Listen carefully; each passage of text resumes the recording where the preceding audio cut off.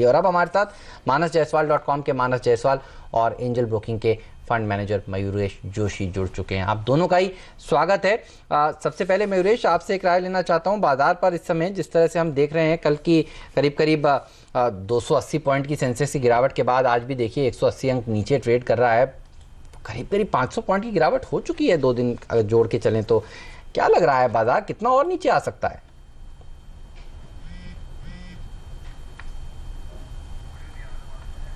शायद दिक्कत आ रही है मयूरेश आपको, लेकिन मानस आपसे भी यही सवाल, इतनी गिरावट के बाद अब बाउंस देने के लिए तैयार हैं बाजार या आपको लगता है और नीचे जाएंगे?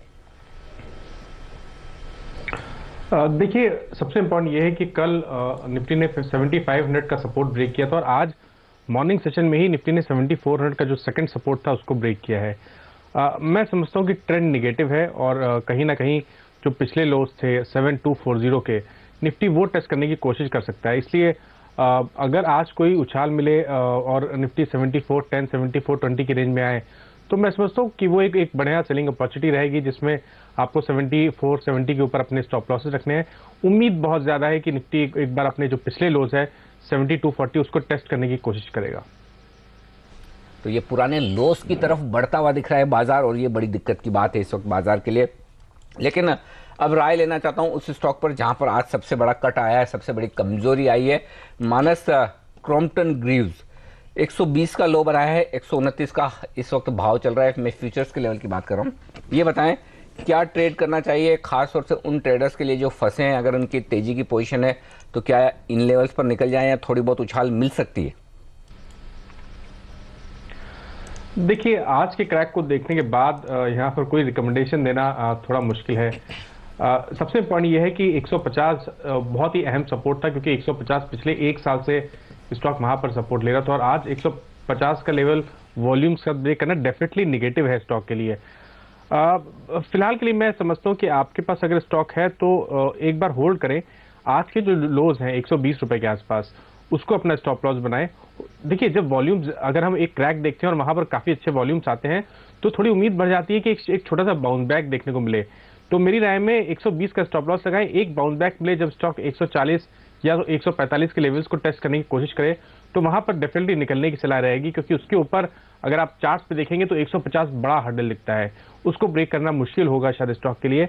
इसलिए मैं समझता हूँ कि उछाल पे बिकवाली करनी चाहिए। में बिकवाली करने की राय यहाँ पर दी जा रही है। हम कुछ देर पहले आपको बता रहे थे कि बजाज फिनेंस में देखिए एक अच्छी रैली देखने को मिल रही है। अब बजाज फिनसर्व भी देखिए, दरअसल बजाज फिनसर्व 57% हिस्सेदारी होल्ड करता है बजाज फिनेंस में। इसीलिए आप देखिए जो तेज़ी हमने बजाज फिनेंस में देखी थी 10-11% तक की, वो अब बजाज फिनसर्व में भी देखने को मिल रही है। तो कुछ ट्रेडर्स यहाँ पर भी एक्टिव होते हुए कैसे लगे आपको मयूरेश नंबर्स बजाज फिनेंस के, और क्या राय रखते हैं अब आप इस शेयर पर?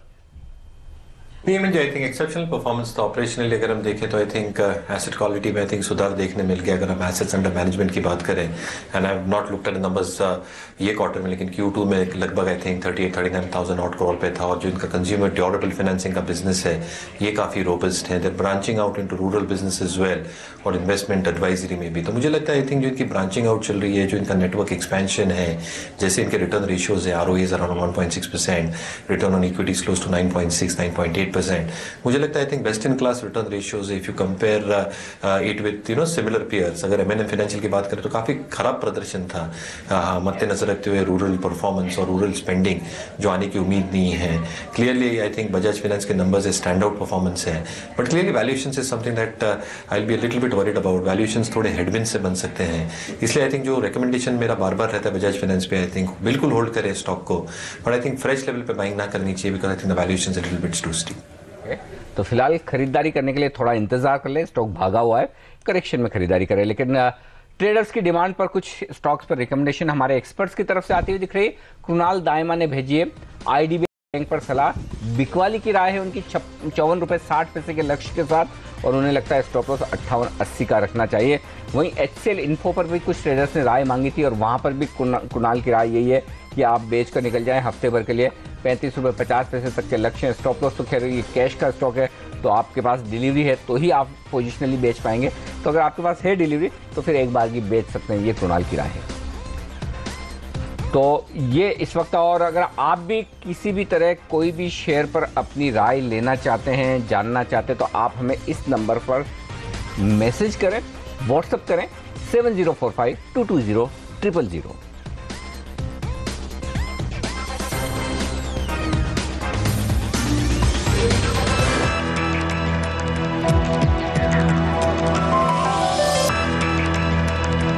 स्वागत है आप सभी का सीएनबीसी आवाज पर। नजर रखिए ब्रेंट क्रूड पर और नाइमेक्स क्रूड पर, और आप देखिए वहां पर जिस तरह की रिकवरी देखने को मिल रही है वही थोड़ी बहुत मदद कर रहा है बुल्स की, ऐसा आप कह सकते हैं। आप देखिए इस समय दोनों ही ब्रेंट हो या फिर नाइमेक्स हो करीब करीब 1.25 से 2% की मजबूती दिखा रहे हैं। और डाउ फ्यूचर्स पर एक बार फिर से नजर डालेंगे। हमने देखा था सुबह करीब करीब 100 अंक 80 अंक की गिरावट थी, और उसके बाद से देखिए स्मार्ट रिकवरी देखने को मिल रही है डाउ फ्यूचर्स में। अब 70 अंक ऊपर है, तो एक अच्छी रिकवरी यहाँ से। और आप इस समय अगर आप देखें तो यूरोपीय बाजार किस तरह से ट्रेड कर रहे हैं, तो वहाँ भी कोई भारी गिरावट नहीं है। मैंने कुछ देर पहले देखा था तो कैक तो हरे निशान में ट्रेड कर रहा था, अभी भी देखिए हरे निशान में ही है। डैक्स और FTSE भी बिल्कुल सपाट ट्रेड करते हुए, तो ये अनिल एक अच्छा पॉजिटिव क्यू दिख रहा है। कच्चा तेल जो 2 दिनों में तेज पिट चुका था, 15% तक की गिरावट दिखा रहा था, अब वहाँ पर थोड़ा सा उछाल दिख रहा है। चलिए, बेहतर हो कि अगर थोड़ी रिकवरी मिले तो हम 7400 के ऊपर की क्लोजिंग दे पाएं। और उसी लिहाज से मैं मानस से पूछना चाहता था, मानस मुझे ये बताइए कि आज क्लोजिंग के लिहाज से क्या लेवल अहम है कि उसके नीचे क्लोज हो तो हम बड़े बुरे चार्ट देखेंगे, या कोई नेगेटिव क्लोजिंग कुछ भी हो जाए तो आपको लगता है फिर 7250 आने वाला है? वो कौन सा लेवल है आपकी नज़र में? देखिए मेरी नज़र में 7450 ये एक ऐसा स्तर है कि जब तक निफ्टी इसके नीचे रहता है, इसके नीचे क्लोज होता है, तब तक तो जो ट्रेंड है वो जो शॉर्ट टर्म का ट्रेंड है वो डेफिनेटली बेरिश रहेगा। और मीडियम टर्म ट्रेंड की बात करें तो वो तो अनिल जी अभी भी बेरिश है, क्योंकि लोअर टॉप लोअर बॉटम आप वीकली या मंथली चार्ट पे क्लियरली देख सकते हैं। तो मेरी राय में अभी के लिए तो बिल्कुल इंतजार करना चाहिए। 7450 के नीचे जब तक निफ्टी ट्रेड कर रहा है तब तक निफ्टी को लॉन्ग करना रिस्की हो सकता है। अब मयूरेश ये बताइए डिश टीवी पर अब आपका क्या व्यू बन रहा है? देखिए एक्सपेक्टेशन थी मार्केट को कि कम से कम 4.5 लाख सब्सक्राइबर्स ये जोड़ेंगे इस क्वार्टर में, और जोड़े हैं इन्होंने 3.25 लाख से कम, 3.17 lakh to be more precise. और अगर आप देखें तो जो अनुमान था मुनाफे का वो 87 करोड़ रुपीज़ का अनुमान था, और आया है 68 करोड़ रुपीज़ का मुनाफा। मार्जिन हालांकि 34% के आसपास ही एक्सपेक्टेड थे, वही आए हैं। लेकिन 2 डिसअपॉइंटमेंट सब्सक्राइबर एडिशन के फ्रंट पर और मुनाफे के फिगर के फ्रंट पर। कैसे रीड कर रहे हैं आप इन नंबर्स को? शेयर देखिए नतीजों के बाद से तेज पिटा है, 7.5% नीचे इस समय। नहीं, Hemant ji clearly I think expectations market के हमेशा आगे ही रहती है। और जहां तक आई थिंक एडिशंस का सवाल रहा, I think you have to look at how the digitisation phase is going on. तो मुझे लगता है आई थिंक थोड़ा स्लो और ग्रेजुअली ही रह सकता है, और एक्सपेक्टेशंस काफी हाई है कि ऑन अ हायर स्केल और हायर बेस पे I think additions will compound quarter after quarter. I think हालांकि ऐसे वो होता नहीं है रियलिटी में। तो रियली आई थिंक जो एक एक्सपेक्टेशंस थी शायद ये नंबर्स के बाद थोड़ी म्यूटेड हो जाए। जहां तक आरपू का सवाल है, आई थिंक आरपू में भी काफी लोग आई थिंक एक्सपेंशन की बातें देख रहे थे और कह रहे थे, पर कहीं ना कहीं I think you need to give such companies a lot of time. I think जो लॉसेस में कंपनी थी कहीं ना कहीं एक रिस्पाइट है कि at least the company has turned into profits, और कहीं ना कहीं आई थिंक ऑपरेटिंग परफॉर्मेंस सुधरा in the past few quarters. However I think consistency जो मैं बहुत क्लोजली ट्रैक करता हूं नंबर्स में, specifically in stories like this, I think should be sustained. और अगर ये सस्टेनेबल नहीं रहती तो कहीं ना कहीं आई थिंक वॉलेटिलिटी के शिकार बन जाते हैं। तो मुझे लगता है I think numbers operationally have been a little bit below expectations, जिसकी वजह से आपको ये मार दिख रहा है स्टॉक के ऊपर। चार्ट्स पर कौन से लेवल इंपॉर्टेंट हो जाते हैं मानस? देखिए चार्ट्स पे जो बहुत इंपॉर्टेंट लेवल है वो करीब 81 82 के आसपास है, और उसके नीचे ही स्टॉक ट्रेड कर रहा है। पैटर्न को देख के ऐसा लगता है कि शायद अभी हमें और करेक्शन देखने को मिलेगा। कम से कम 74 73 तक के लेवल्स देखने को मिल सकते हैं। स्टॉक लगातार लोअर टॉप्स लोअर बॉटम बना रहा है और 200 दिनों के मूविंग एवरेज के नीचे ट्रेड कर रहा है। अच्छा, चार्ट्स पर कोई ऐसा ओवरसोल्ड स्टॉक दिख रहा है मानस जहां पर शॉर्ट कवरिंग का एक मौका बन सकता है, बशर्ते कि कल बाजार में तेजी? और मैं ये सवाल इसलिए पूछ रहा हूं क्योंकि हेमंत अभी शुरुआत में बात कर ही रहे, देखिए क्रूड में जिस तरह की रिकवरी हो रही है, अमेरिकी बाजारों में जिस तरह की रिकवरी हो रही है, अब पता नहीं क्लोजिंग कैसी होगी वो तो पता नहीं, लेकिन फिर भी अगर इस रिकवरी पर थोड़ा बहुत भरोसा करके अगर कोई शॉर्ट कवरिंग कैंडिडेट ढूंढा जाए जहां पर तेजी बन सकती है तो वो कौन सा होगा? देखिए शॉर्ट कवरिंग देखने को मिले और वहां पर लोअर लेवल में बाइंग करना हो, सही मायने में तो मैं नहीं रिकमेंड करूंगा, क्योंकि जब तक निफ्टी का ट्रेंड वीक है स्टॉक को ऐसे सेलेक्ट करना थोड़ा सा मुश्किल है। बट एक स्टॉक ऐसा है जो लगता है कि अपने बॉटम के आसपास कहीं ना कहीं ट्रेड कर रहा है, क्योंकि और वो है केन इंडिया। क्योंकि केन इंडिया में अगर आप चार्ट देखेंगे तो आपको वहां पर पॉजिटिव डाइवर्जेंस भी दिखेंगे, 110 और 105 की रेंज में सपोर्ट भी दिखेगा। इसलिए मेरी राय में अगर कोई पुल बैक आता है तो डेफिनेटली यहाँ पर जरूर कुछ बाइंग इंटरेस्ट देखने को मिलेगा। और अगर मार्केट में गिरावट रहेगी तो शायद केन इंडिया उतना नहीं टूटेगा जितना और स्टॉक टूटेंगे। एक और ट्रेंड एनालिसिस मैंने अभी अभी देखा है, आप देखिए बैंक ऑफ बड़ौदा का चार्ट उठाकर दिन के निचले स्तर से 5% की रिकवरी बैंक ऑफ बड़ौदा दिखा चुका है। और ये नहीं कि अकेलौता बैंक है जो हरे निशान में पहुंचा हो, आप पीएनबी का चार्ट भी उठाकर देखिए, ये भी आप देखिए लाल निशान से हरे निशान में पहुंचता हुआ आपको दिख रहा है। तो ये दो पीएसयूज हैं जिनके नंबर अभी आए नहीं हैं, जहां पर एक अच्छी रिकवरी देखने को मिल रही है। हालांकि एसबीआई में इस तरह की रिकवरी नहीं है, लेकिन इन दोनों पर आपसे राय लेना चाहता हूं। मेरे ये बताइए, पीएसयू बैंक्स खरीदना चाहेंगे या इंतजार करेंगे नतीजों का नतीजे आ जाएं, देख लें किस तरह की प्रोविजनिंग हो रही है, क्योंकि आईसीआईसीआई बैंक के बाद तो सब डर गए। बिल्कुल, आई थिंक रिजल्ट्स देखने की राह करूंगा। आई थिंक कहाँ एसेट क्वालिटी आती है और क्या प्रेशर्स आते हैं, कैसे क्लीनिंग होती है बैलेंस शीट, आई थिंक बहुत इंपॉर्टेंट होगा देखने के लिए ये तिमाही में और अगले तिमाही में। कहीं ना कहीं हम दूसरी ये भी देख रहे हैं कि जो इनकी रिस्ट्रक्चर्ड पाइपलाइन है, उदाहरण के तौर पर आई थिंक पीएनबी की क्लोज टू 38,000 करोड़, जो 10% ऑफ द टोटल एडवांसेस है ऑफ द बैंक। तो मुझे लगता है I think if there is any softness seen, हालांकि आई थिंक स्टॉक्स ने फैक्टर इन कर लिया to a large extent, but अगर ये नंबर्स उम्मीद से खराब आते हैं तो आई थिंक स्टॉक और भी पिट सकता है। तो मुझे लगता है higher provisioning, higher credit costs और हायर जीएनपीएस ये एक्सपेक्ट कर रहे हैं लोग पीएसयू नतीजों से।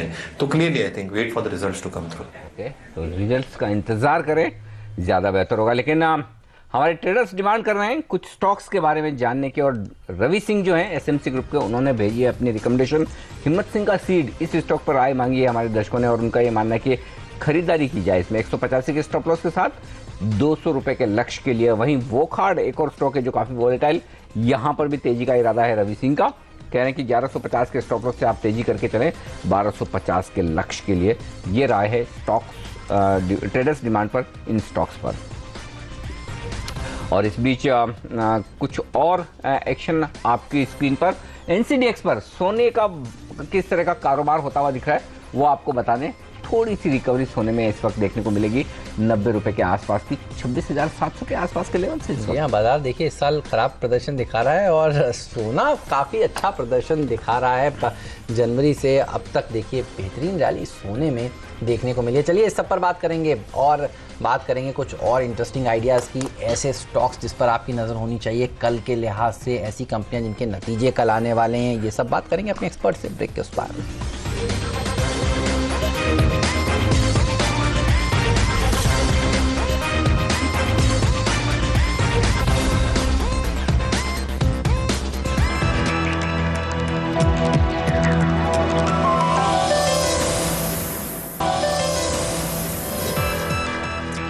फिर से थोड़ी कमजोरी बढ़ती हुई बाजार में 200 अंकों का नुकसान दिखेगा सेंसेक्स में, और निफ्टी 7,400 के बेहद करीब फिर से फिसलने की कोशिश करता हुआ नीचे की तरफ। 80 अंकों का नुकसान मिड कैप इंडेक्स में, आधा से 1% तक की कमजोरी, लेकिन बैंक निफ्टी में वो सुधार दिख नहीं रहा जो आपको चाहिए निफ्टी की मजबूती के लिए। और यहाँ से जो 250 पॉइंट की कमजोरी अभी भी बनी हुई है, ये परेशान करने वाली साफ तौर पर है। लेकिन पिछले कुछ मिनटों में यहाँ पर काफ़ी एक्शन बाजार में होता हुआ दिखा है। और अब एक और स्टॉक जो हेमंत ब्रेक के दौरान बता रहे थे वो था डिश टीवी। सिर्फ 13%।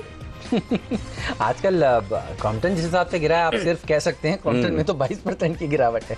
13% गिर चुका है डिश टीवी नतीजों के बाद। और इंटरेस्टिंग बात देखिए हेमंत, 89 का हाई और 77 का लो, उससे अंदाजा लगाइए, सोचिए उसके बारे में, ट्रेडर के बारे में जिसने 89 में लिया होगा। बिल्कुल। और आप देखिए 77 का भाव, तो काफी तेज मार पड़ी है। एक राय ली जाए यहाँ पर मयूरेश से, मयूरेश डिश टीवी बहुत तेज मार पड़ी है नतीजों के बाद, इस पर भी क्या इन लेवल्स पर कहीं आकर्षक होता दिख रहा है इतनी पिटाई के बाद, या फिर दूर ही रहना चाहिए?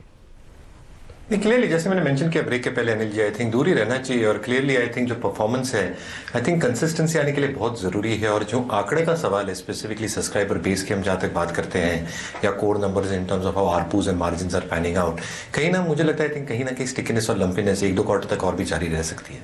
ओके, ऑलराइट, चलिए तो यहाँ पर दबाव देखने को मिल सकता है। अनिल, आजकल जो कमज़ोर नंबर्स हैं आप देखिए, जिस तरह से स्ट्रीट उसकी पिटाई कर रही है, जस्ट डायल हमने देखा पिटा, सुज़लोन देखिए हर रोज़ पिट रहा है, इंडिगो, आईसीआईसीआई बैंक, यहाँ सब जगह गिरावट देखने को मिली है नतीजों के बाद से। चलिए 3 बज चुके हैं और हर रोज़ आपको बताते हैं निफ्टी की 3 दमदार कॉल्स 3 बजे। और हम आपको बता दें कि कुणाल सरावगी का ये कॉल है जो सीईओ हैं इक्विटी रश के। वो कह रहे हैं अभी आप खरीदारी करने की मन बनाइए। उनको लग रहा है कि जो टारगेट है वो 7450 का देखने को मिल सकता है। 7350 का एक स्टॉप लॉस भी जरूर रखना चाहिए और ये कॉल है 2 दिन के लिए।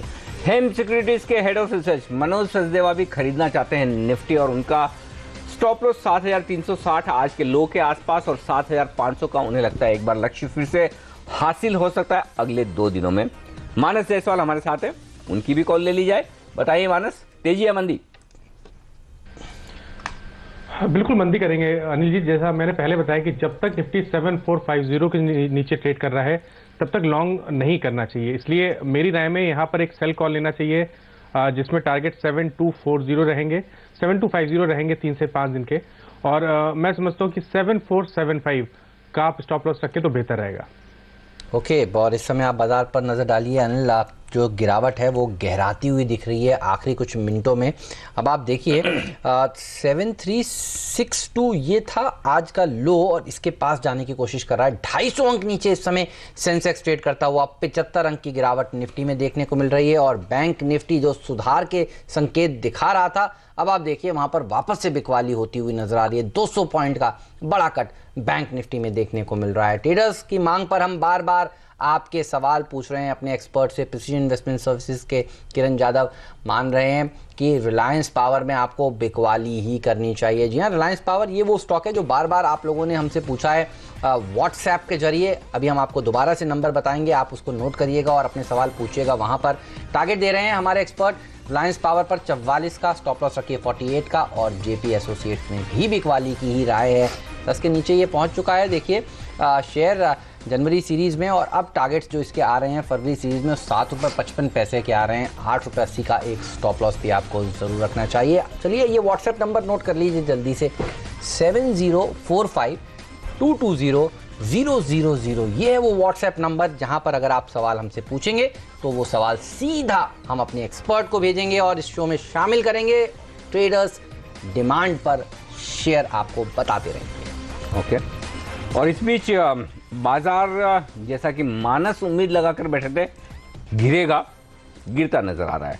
अब देखिए लगभग 350 अंक नीचे फिसल चुका है। सेंसेक्स निफ्टी पर गिरावट 85 अंकों की हो चुकी है और बैंक निफ्टी लगभग 250 अंक नीचे आ चुका है। तो काफी तेज मार पड़ती हुई दिख रही है इस वक्त बाजार में। ठीक आखिरी आधे घंटे में एक्शन साफ तौर पर बढ़ता हुआ नजर आ रहा है और ये बड़ी दिक्कत की बात है कि ग्लोबल रिकवरी में हम कोई मूड अच्छा बना नहीं रहे, थोड़ा भी सुधरने की कोशिश नहीं कर रहे। जी हाँ, और देखिए अब हम जो लो था सुबह का उसके बिल्कुल करीब आ गए हैं। केवल 4 अंक हम दूर हैं, 5 अंक दूर हैं दिन के लो से। 7362 था आज का निफ्टी का इंट्राडे लो, 7369 का स्तर है। तो कभी भी दिन का लो टूट सकता है। आइए जल्दी से देख लेते हैं कौन से वो स्टॉक्स हैं जहां पर सबसे ज़्यादा प्रेशर इस वक्त देखने को मिल रहा है। बैंक ऑफ बड़ौदा जो हम आपको बता रहे थे कि रिकवरी दिखाने की कोशिश कर रहा था, लेकिन आप देखिए उछाल में फिर किसी ने बेचा है। अब वो हरे निशान से लाल निशान में पहुंच गया है। विप्रो आप देखिए डेज लो पर ट्रेड करता हुआ, HCL टेक डेज लो पर ट्रेड करता हुआ, इन्फोसिस डेज लो पर ट्रेड करता हुआ। तो IT सेक्टर जो थोड़ा बहुत मदद देने की कोशिश कर रहा था वो प्रेशर बनाता हुआ इस समय दिख रहा है। बिल्कुल, तो ये प्रेशर पॉइंट्स हैं बाजार के जहां से दबाव बनता हुआ और बढ़ता हुआ नजर आ रहा है और दबाव बढ़ रहा है काफी हद तक इंटरेस्टिंग नतीजों से भी। टाटा स्टील कल नतीजे पेश करेगा, उससे पहले कमजोर है। बजाज ऑटो कल नतीजे पेश करेगा, उससे पहले मजबूत है। तो इंटरेस्टिंग है इस वक्त बाजार में इन 2 स्टॉक्स का हाल और किस तरह के नतीजे आ सकते हैं ये जानने की कोशिश करते हैं। हमारे सहयोगी डिम्पी कालरा और पूजा त्रिपाठी दोनों हमारे साथ जुड़ चुके हैं। पहले टाटा स्टील के नतीजे पर राय ली जाए। डिम्पी बताएं बेहद खराब रहेंगे नतीजे, नुकसान ही आएगा या कुछ प्रॉफिट आ सकता है? नहीं, नुकसान ही आ सकता है। कोई कंसोलिडेशन देखें और साथ ही अगर आप इंडिया का इनका बिजनेस देखेंगे तो दोनों ही तरफ से इनको काफ़ी नुकसान पहुंचेगा और शायद ये बाजार के अंदर आज काफ़ी हद तक रिफ्लेक्ट भी कर रहा है। अगर आप इसका कंसोलिडेशन बिजनेस देखेंगे, यानी कि कुल मिला के जिसमें विदेश का बिजनेस और भारत का दोनों मिला होगा, उसमें अगर आप इसका करीब 700 करोड़ रुपये के आसपास का लोन आ सकता है। हालांकि ये लॉस जो है करीब 1200 करोड़ तक भी पहुँच सकता है और ये मुनाफे के मुकाबले होगा, यानी कि पिछली बार 150 करोड़ का मुनाफा था, इस बार लॉस में आने वाली कंपनी होगी ये। इसके अलावा अगर आप इसका OPM देखें वो करीब 41 BPS घटेगा। इसके अलावा ऑपरेटिंग इनकम्स में करीब 50% ज़्यादा का नुकसान आते हुए दिखेगा। असल में इनको जो नुकसान हो रहा है वो इनकी वॉल्यूम की ग्रोथ तो अच्छी है, करीब 10% के आसपास की, लेकिन स्टील के प्राइस ओवरऑल मार्केट में गिरे हुए हैं, वहाँ से नुकसान है। सेफगार्ड ड्यूटी होने की वजह से भी, होने के बावजूद भी चाइना की तरफ से जो स्टील इम्पोर्ट डंप किया जा रहा है वो काफ़ी सस्ता है, मांग इनसे गिर रही है। इसके अलावा अगर आप देखें आयरन और जो कुकिंग ऑयल के दाम घटे हैं उसके बावजूद भी इनको बेनिफिट नहीं हो रहा और कुल मिला के करेंसी का जो फ्लक्चुएशन हो रहा है वो भी कंपनी के लिए फेवरेबल नहीं है। ये सारी की सारी चीज़ें इसके रिजल्ट्स को ओवरऑल नुकसान दे रही हैं। इंडिया बिजनेस भी इसका करीब 9% के आसपास मुनाफा घटेगा, साथ ही इसकी जो इनकम फ्रॉम ऑपरेशंस है वो करीब 6.5% के आसपास घटती हुई दिखेंगी। राइट, तो कमज़ोर नंबर्स आ सकते हैं टाटा स्टील के। कई दिनों से ये इसमें दबाव देखने को मिल रहा है, इस समय भी दिन के निचले स्तर पर पहुंचता हुआ। बजाज ऑटो, पूजा कैसे नंबर्स आ सकते हैं इसके? बजाज ऑटो से भी कमज़ोर नंबर्स की उम्मीद है। पिछला क्वार्टर काफ़ी अच्छा था, काफ़ी स्ट्रॉन्ग रिजल्ट कंपनी ने दिए थे, लेकिन इस बार एक्सपोर्ट में काफ़ी ज़्यादा दबाव देखने को मिल सकता है। जैसे कि इनके जो अफ्रीका और लैटिन अमेरिका का जो मार्केट है वहाँ पर काफ़ी ज़्यादा कमज़ोरी देखने को मिलेगी और एक्सपोर्ट का जो ओवरऑल कंट्रीब्यूशन है रेवेन्यू में वो भी Q3 में 50% से घटकर अब 43% ही रह गया है। तो इसका असर कंपनी के मुनाफे में देखने को मिलेगा। हमारा अनुमान है कि 7% की गिरावट देखने को मिल सकती है। इसके अलावा कमज़ोर प्रोडक्ट मिक्स की वजह से भी जो मार्जिन्स हैं कंपनी के, उसमें भी क्वार्टर ऑन क्वार्टर और साल दर साल कमजोरी देखने को मिलेगी। हमारा अनुमान है कि पिछले साल के करीब 22% के सामने इस बार 20% के आसपास के मार्जिन नंबर्स कंपनी पोस्ट कर सकती है। इसके अलावा FY16 में हेजिंग को लेकर किस तरह के अपडेट्स आते हैं और एक्सपोर्ट मार्केट में RE60 के लॉन्च को लेकर किस तरह की घोषणा निकल कर आती है, इस पर हमारी नजर रहेगी। लेकिन ओवरऑल बात करें तो बजाज ऑटो से कमजोर नतीजों की उम्मीद। ओके, तो कमजोर नतीजे बजाज ऑटो के रहेंगे, कमजोर नतीजे टाटा स्टील के रहेंगे, यानी कि सब तरफ से कल का दिन भी कोई बहुत अच्छा होने वाला नहीं है। और आज की क्लोजिंग तो लगभग अब तय हो चुकी है कि हमें 7400 के नीचे तो देखनी ही पड़ेगी। लगता है दिन के निचले स्तरों पर भी शायद क्लोजिंग होती हुई नजर आए, क्योंकि अब बाजार इस वक्त पहुंच चुके हैं दिन के सबसे निचले स्तरों के बेहद करीब। 7365 ये है निफ्टी का लेवल, 90 अंकों के नुकसान के साथ 300 अंक फिसलता हुआ सेंसेक्स। अब सिर्फ एक ही आप रिलीफ की बात कहें या जो भी कह लें कि बैंक निफ्टी उतना तेजी से नहीं गिर रहा, अब थोड़ा सा गिरना कम हुआ है, क्योंकि 14,777 का लो बनाने के बाद बैंक निफ्टी वहां से लगभग 80 अंक ऊपर है। तो बैंक निफ्टी ने नया लो नहीं बनाया, लेकिन निफ्टी और सेंसेक्स ने नया लो बनाया। तो अब गिरावट में शायद कंट्रीब्यूशन दूसरे शेयरों की तरफ से आता हुआ दिख रहा है जो पहले मजबूत थे। अब वहां से जैसे IT शेयर हुए, फार्मा शेयर हुआ, अब ये फिसलते हुए दिख रहे हैं और यहाँ से मार पड़ती हुई दिख रही है। जी हाँ, एक और खबर है जिस पर नजर होनी चाहिए आपकी। मूडीज ने दरअसल JSW स्टील की रेटिंग घटा दी है और आप देखिए जैसे ही ये खबर आई है वैसे ही स्टॉक में तेज कट देखने को मिल रहा है। तो मेटल कंपनियों के लिए काफ़ी मुश्किल का दौर तो चल ही रहा है, ऊपर से अब रेटिंग कट का सिलसिला शुरू हो गया है। एक बार फिर से आपको बता दूं कि मूडीज ने डाउनग्रेड किया है JSW स्टील को और जो इनकी रेटिंग थी वो BA3 थी, उसको घटाकर BA1 कर दी गई है। तो जब इस तरह का एक्शन देखने को मिलता है अनिल, तब बैंकिंग शेयरों पर ज़्यादा लोगों की नज़र होती है, क्योंकि स्टील सेक्टर का बड़ा एक्सपोजर बैंकिंग कंपनियों के ऊपर है। तो एक डोमिनोज इम्पैक्ट देखने को मिल रहा है इस समय मार्केट पर। JSW स्टील के चार्ट्स पर एक बार राय ले लेते हैं। मानस, बताइए चार्ट्स कैसे लग रहे हैं आपको? डेफिनेटली वीक लग रहे हैं। ये जरूर है कि करीब 5-6 दिन के क्रैक के बाद स्टॉक अब 200 दिनों के मूविंग एवरेज के आसपास ट्रेड कर रहा है। बट फिर भी पैटर्न को देख के ऐसा लगता है कि शायद ये 200 दिनों के मूविंग एवरेज ब्रेक होंगे। स्टॉक कोशिश करेगा 920 से लेकर 910 की रेंज में जाने के लिए। और ओवरऑल मेटल क्षेत्र खराब लगता है, इसलिए मेरे हिसाब से तो अगर कोई उछाल मिल जाए तो वहां पर बिकवाली करें। 990 से लेकर 1000 एक बढ़िया स्तर है जहां पर आप स्टॉक को शॉर्ट कर सकते हैं और उस केस में अपने स्टॉप लॉसेस 1030 के ऊपर लगाएं। अच्छा, दोनों में से एक करना हो मानस तो किसे करें, JSW स्टील या टाटा स्टील जो कल रिजल्ट देगा, ये कल नुकसान दिखाएगा? देखिए चार्ट्स अमूमन दोनों एक ही जैसे लगते हैं, क्योंकि दोनों अपने सपोर्ट के आसपास ट्रेड कर रहे हैं। अगर हम ओवरऑल चार्ट देखें तो नेगेटिव टाटा स्टील के ज्यादा लगते हैं उसका एक बड़ा रीजन ये है कि स्टॉक 200 दिनों के मूविंग एवरेज के नीचे ट्रेड कर रहा है, जबकि JSW स्टील 200 दिनों के मूविंग एवरेज के आसपास ट्रेड कर रहा है, उसके अभी तक उसके ऊपर ही ट्रेड कर रहा है। तो अगर ट्रेडिंग कॉल लेना हो 1 से 2 दिनों के लिए, तो मैं समझता हूँ कि टाटा स्टील में कॉल अगर लेते हैं तो ज्यादा बेहतर रहेगा। 235 के स्टॉप लॉस रखिए। जिस तरह क्रैक हो रहा है मैं समझता हूँ कि एक बार 207, 206 ये स्तर जरूर देखने को मिलेंगे टाटा स्टील में। ओके, और बजाज ऑटो, इसमें कोई पोजीशन लेना चाहते हैं आप नतीजों से एक दिन पहले? चार्ट्स कैसे लगते हैं इसके?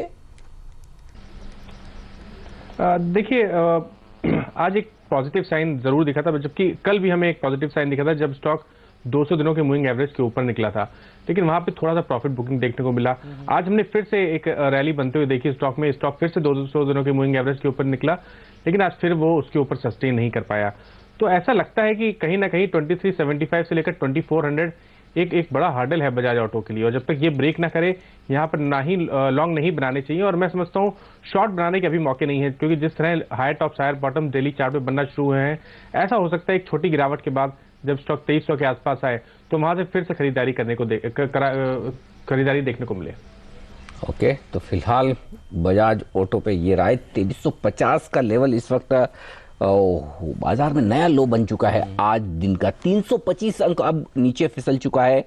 सेंसेक्स और निफ्टी 100 अंक नीचे है इस वक्त। 1.25% से ज्यादा की कमजोरी सेंसेक्स और निफ्टी में हो चुकी है। बड़ी मार पड़ती दिख रही है सरकारी कंपनियों पर। भेल 5% नीचे, एनटीपीसी 4.5% नीचे, ये दो स्टॉक तेजी से फिसल रहे हैं। बीपीसीएल 2.5% नीचे। मेटल शेयरों का बुरा हाल है। वेदांता फिर से आज 5.5% नीचे, कल की 6% की गिरावट के बाद। टाटा स्टील 3.5% ये स्टॉक नीचे। हिंडाल को 3% नीचे। तो बहुत तेज मार पड़ती दिख रही है। केवल 5 ही शेयर है अनिल निफ्टी में जो हरे निशान में आपको ट्रेड करते हुए दिखेंगे, बाकी 45 शेयरों में दबाव है। तो ये बता रहा है कि बाजार का मूड कितना बिगड़ा हुआ है, और खास तौर पर दिग्गजों में मूड कितना बिगड़ा हुआ है। आप देखिए, एक बढ़ने वाले शेयर के सामने अब 7 गिरने वाले शेयर हैं। तो हर तरफ से खराब खबरें, और बाजार कहीं भी रिकवरी करने की जब कोशिश करता है तब देखिए बिकवाली हावी हो जाती है। आज भी लग रहा है एफआईएस की तरफ से एक बड़ा सेल का फिगर ही आना चाहिए, जिस तरह से तेज गिरावट देखने को मिल रही है। 300 अंक नीचे सेंसेक्स, और कल भी हमने देखा था करीब इतनी 380 अंक की गिरावट देखने को मिली थी। तो काफ़ी प्रेशर है भारतीय बाजारों में। 2 दिन में 600 पॉइंट से ज़्यादा की गिरावट सेंसेक्स में। बिल्कुल, तो काफ़ी मार पड़ती हुई दिख रही है, और कहीं कोई रिलीफ है नहीं। और लगातार ये दूसरा ट्रेडिंग सेशन है जब बाजार दिन के सबसे निचले स्तर पर जाकर बंद हो रहे हैं। ये गिरावट आखिरी आधे 1 घंटे में गहराती हुई दिख रही है। मुझे तो हेमंत दिक्कत एक और दिखती है कि जनरली भारतीय बाजार जैसा बंद होते हैं, बाद में अमेरिकी बाजारों में भी वैसी चाल होती है। तो कहीं ऐसा ना हो कि आज फिर से अमेरिकी बाजार और ख़राब हो जाए। फिलहाल तो डाउ फ्यूचर्स ठीक दिख रहे हैं। दरअसल आप देखिए यूरोपीय बाजारों में डाउ फ्यूचर्स भी अगर आप देखें तो 70 अंक ऊपर था, और अब 23 अंक ऊपर ही रह गया। तो 50 अंक की वहाँ से भी गिरावट देखने को मिल रही है। और यूरोपीय बाजार भी देखिए, अब शायद भारतीय बाजारों को ये डर लगने लगा हो कि बाकी दिन के दौरान कैक डैक फुट्सी किस तरह से ट्रेड करेंगे। वहाँ पर भी जो फ्लैट ट्रेड हो रहा था, अब दबाव देखने को मिल रहा है। तो साफ तौर पर भारतीय बाजार इस समय सेकेंड हाफ में केवल और केवल यूरोपीय बाजारों को ही ट्रेड कर रहे हैं, एप कर रहे हैं, ये कहना चाहिए। हालांकि कच्चे तेल में एक तेजी है।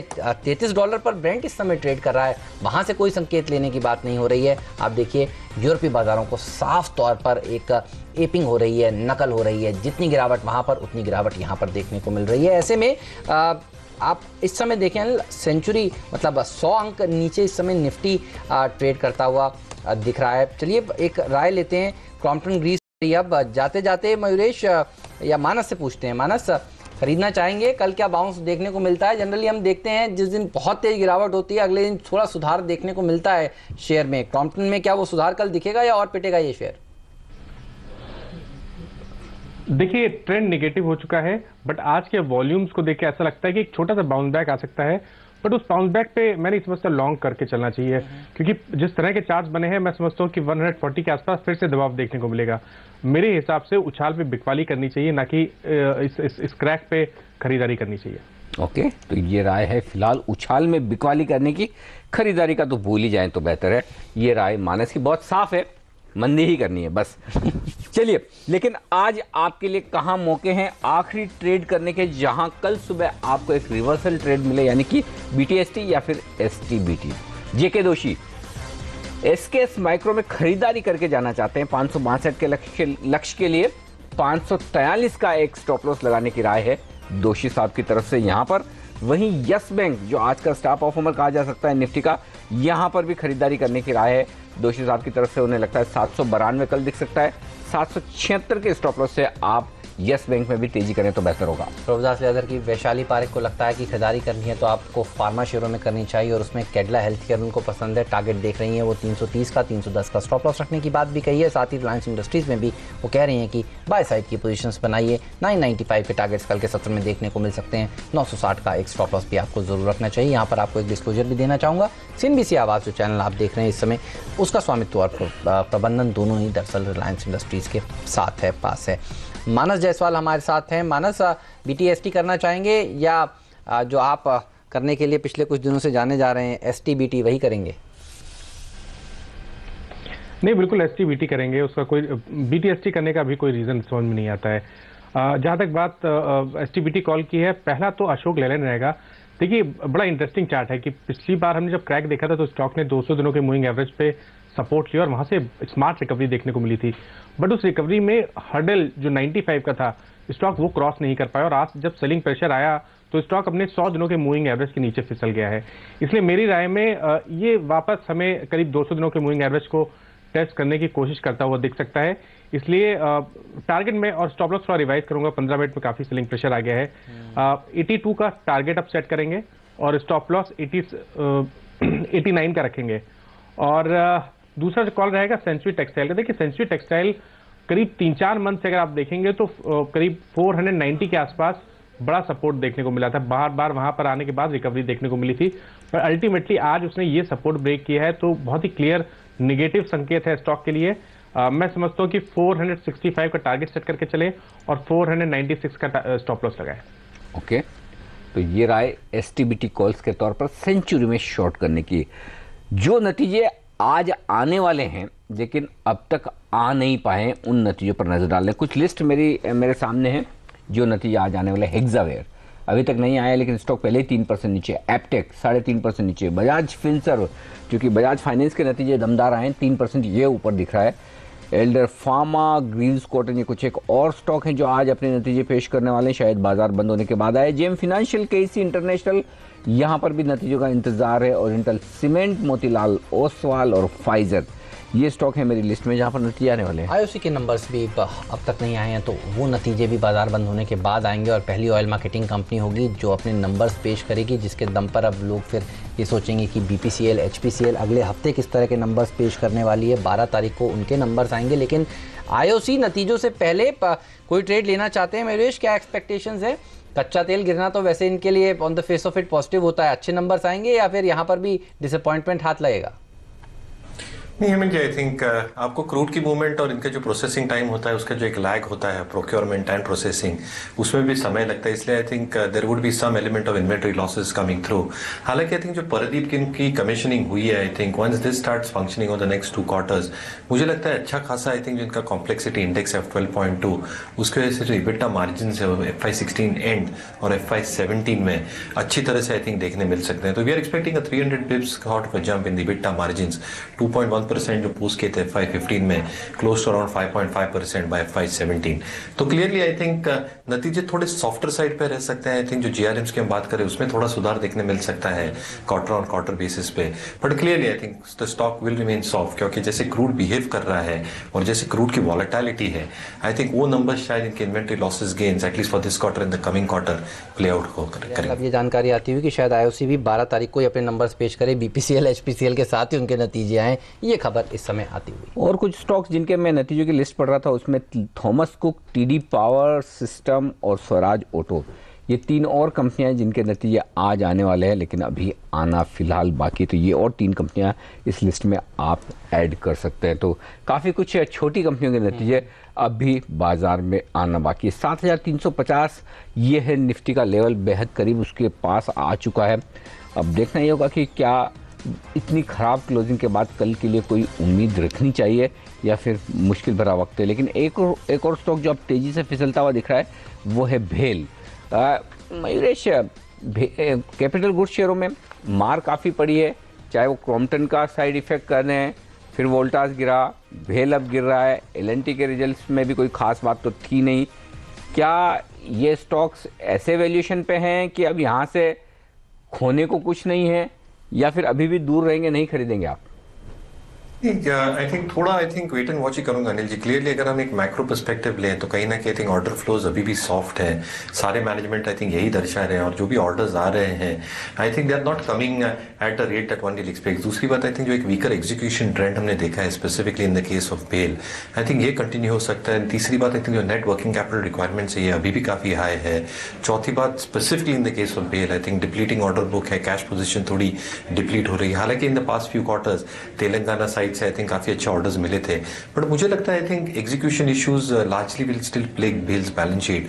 और कहीं ना कहीं आई थिंक जो प्रोटेक्शनिज्म मूव्स शायद गवर्नमेंट ला रही है, I think whether that is really going to have a huge amount of an effect in the quarters to come, I think आ सकता है। लेकिन clearly I think at least for the next 2 quarters I think numbers are expected to remain extremely soft. जब तक हम capex cycle के revival नहीं देखते, जो अब तक डेटा पॉइंट से दिख नहीं रही है, मुझे लगता है ये सारे स्टॉक्स अंडर परफॉर्म कर सकते हैं। ऑलराइट, ये सारे शेयर अंडर परफॉर्म कर सकते हैं और बाजार दिन के निचले स्तर के आसपास जाकर बंद होने की तैयारी में, तो ये अच्छे संकेत नहीं है। और एक स्टॉक अनिल जो कभी भी 200 रुपये के नीचे पहुंच सकता है, जिसको हम हर रोज़ ट्रैक कर रहे हैं, वो आईसीआईसीआई बैंक का शेयर है। अब आप देखिए 202 रुपये का आज निचला स्तर इसने छुआ है, 203 के आसपास ट्रेड कर रहा है। इतनी गिरावट हो चुकी है इसमें, इस साल करीब करीब 20% की गिरावट जनवरी से अब तक देखी जा चुकी है। ये बताइए कल मिलेगा 200 के नीचे, क्या यहाँ पर शॉर्ट करना चाहिए मानस जाते जाते? देखिए, जब तक लोअर टॉप लोअर बॉटम बन रहे हैं, ट्रेडर के तौर पे तो फर्ज यही बनता है कि शॉर्ट ही करके चले तो बेहतर रहेगा। लेकिन जिस तरह की गिरावट पिछले 3 दिनों में देखने को मिली है, मैं समझता हूँ कि थोड़ा सा इंतजार करें। स्टॉक एक बार बाउंस बैक दिखाए 210 या 212 की रेंज में आए तो वहां पर शॉर्ट करना बेहतर रहेगा। उस केस में अपने स्टॉप लॉसेस 220 रुपए के ऊपर लगाएं। और जिस तरह की डाउनसाइड पोटेंशियल दिखता है, मैं समझता हूँ कि कहीं ना कहीं 185 से 180 ये टारगेट सेट करके आईसीआईसीआई बैंक में बिल्कुल चला जा सकता है। मानस, जिस तरह से आपने आईसीआईसीआई बैंक के ये सवाल का जवाब देने के वक्त मुस्कुराहट दी, कि आपको ऐसा लग रहा है कि अब बहुत सारे स्टॉक ऐसे भाव पर आ गए जिन्हें देखकर दया आती है कि अब इनको क्या मारे, ये पहले से मरे हुए इन लेवल पर आ गए? नहीं, मानस ने कहा फर्ज बनता है बेचने का। बिल्कुल सही कहा आपने कि बड़ा काफी डर भी लगता है और काफी ऐसा लगता है कि शायद अब तो छोड़ देना चाहिए। स्पेशली जब हम पीएसयू बैंकिंग या बैंकिंग स्टॉक्स को देखते हैं तो ऐसा बिल्कुल लगता है कि शायद अगर हम ट्रेडर ना होते, निवेशक होते तो जरूर खरीदारी करते। लेकिन ट्रेडर के तौर पे तो बिल्कुल जब तक लोअर टॉप लोअर बॉटम बन रहे हैं, टेक्निकली तो शॉर्ट करके ही चलना चाहिए। आइडिया सेलुलर भी आज हमने देखा था इंट्राडे में 100 रुपए के नीचे पहुंचा था। ये बताइए, आइडिया हुआ जिसके नंबर्स आ चुके हैं, आईसीआईसीआई बैंक हुआ जिसके नंबर्स आ चुके हैं, फंडामेंटली मयूरेश देखिए कंपनियां तो बहुत ही बढ़िया हैं, क्या खरीदारी करनी चाहिए इस समय या फिर और नीचे के भाव मिलेंगे आने वाले दिनों में? क्लियरली पेन पॉइंट्स अभी भी सिस्टम में जारी है हेमंत जी। अगर हम आइडिया की बात करें तो जहां तक हम वॉल्यूम ट्रैफिक की बात करें स्पेसिफिकली वॉइस पे, वो तो ठीक है, लेकिन जो realisation on the voice part I think वो डिक्लाइन हो रहे हैं। डेटा के भी आई थिंक जो आरपूज हैं वो आई थिंक डिक्लाइन और कंसोलिडेट हो रहे हैं। तो मुझे लगता है कहीं ना कहीं आई थिंक जो स्पेक्ट्रम पे आउट्स को लेते चिंताएं हैं वो बैलेंस शीट पे आई थिंक प्ले आउट होनी चालू हो गई है। और जैसे हम 700 मेगावाट्स की प्राइसिंग बैंड देख रहे हैं 11,000 करोड़ के आजू बाजू, I think that is going to be too high a price for these telecom players to sustain. तो मुझे लगता है जैसे जियो आएगा in the next few weeks और months, I think that will increase the competitiveness of data revenues और data pricing. तो clearly I think pricing pressure both from a pricing perspective और अर्निंग्स पर्सपेक्टिव, आई थिंक ये दोनों में I think एक दबाव देखने मिल सकता है। आईसीआईसीआई बैंक जहां तक रहा आई थिंक एक्सपेक्टेड था कि आई थिंक प्रोविजनिंग हाई रहेगी, but it was much higher than what we had rather expected. Q4 भी सिमिलर होगा ऐसे मैनेजमेंट दर्शा रही है। तो कहीं ना कहीं जो कॉर्पोरेट एक्सपोजर्स है स्पेसिफिकली टुवर्ड्स स्टील, और जैसे आप कह रहे हैं कि जैसे डाउनग्रेड्स आ रहे हैं, देयर इज एवरी पॉसिबिलिटी कि आई थिंक जो नंबर्स हम देख रहे थे वो सॉफ्टनेस कंटिन्यू हो। और अगर केपेक्स साइकिल की जैसे मैं पहले बात कर रहा था, अगर वो डिले होता है फॉर सम रीजन और द अदर, आई थिंक जो रीस्ट्रक्चर्ड पाइपलाइन है काफी बैंक्स की towards the stressed out sectors, I think that cycle can get elongated. इसलिए मुझे लगता है आई थिंक शायद स्टॉक्स नीचे के लेवल पे मिल सकते हैं, इसलिए वेट एंड वॉच करना चाहिए। Let's see what probably the budget delivers and then what the governor does after that in the ensuring policy. तो ये आप जो बड़े बड़े अहम लेवल टूटने की बात कर रहे हैं कि आईसीआईसीआई 200 के नीचे चले जाएगा, जाने की तैयारी में है, आइडिया 100 के नीचे जाकर आया। तो एक स्टॉक मैं भी बोलना चाहता हूँ हेमंत, जिसने एक बड़े अहम लेवल के नीचे आज गया है, फिर रिकवर हुआ है, यूनिटेक। 5 रुपए के नीचे, 5 रुपए के नीचे गया है, अब 5 रुपए 5 पैसे पर ये कारोबार करता हुआ दिख रहा है। तो यूनिटेक 10 रुपए के नीचे के क्लब में देखिए एफएनओ में 2 शेयर थे, जेपी यूनिटेक एसोसिएट और एक जेपी एसोसिएट्स, जो जनवरी सीरीज में जेपी एसोसिएट्स उसमें आ गया था। और फरवरी की सीरीज में अगर एक शेयर आ सकता है तो वो जीएमआर इंफ्रा है। बाय द वे आप देखिए 12 रुपए का शेयर है और हर रोज जिस तरह से ये पिट रहा है तो 10 के अंडर वाले क्लब में ये आने का दमखम रखता है इस समय।